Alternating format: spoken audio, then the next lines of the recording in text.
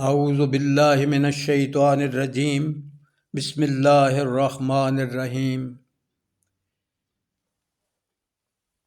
12वां पारा सूरा हूद ते दूजे रकू दा निचोड़। अल्लाह पाक ने इरशाद फरमाया, बंदे नूं जदों कोई नेमत मिलदी है तो वह तकब्बर च आ जाता है, तो जदों कोई दुख पहुँचता सो तो बड़ी मायूसी दे विच बुझ के बह जाता है।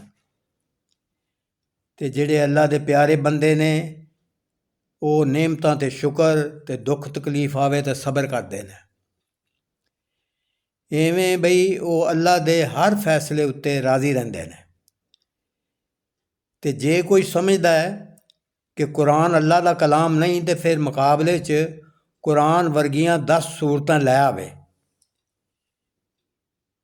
जिन्नू चाहे बुला लवे मदद लई। कुरान वर्गा कलाम कोई नहीं लिया सकता। इसलिए भी अल्लाह ने अपने इलम मुकम्मल इलम की बुनियाद ते इनू नाज़िल किया है। होर फरमाया, दुनिया के तलबगारां लई आखरत विच कोई हिस्सा नहीं होवेगा। आखरत दा अजर उन्हां लई है जिहड़े नरौल उहदे तलबगार होवन, सगों उहदी तैयारी लई पूरी जद्दोजहद करन, पूरी कोशिश करते रहन। ऐसे जालमां लई बदतरीन अजाब होएगा जिहड़े अल्लाह की ताबेदारी, अल्लाह की इताअत तो लोकां नूं रोकदे ने ते अल्लाह दे हुक्मां उत्ते इतराज़ करते हैं। इनदे उलट ईमान लियान वाले ते नेकियां करन वाले बहुत शानदार बदला पावनगे।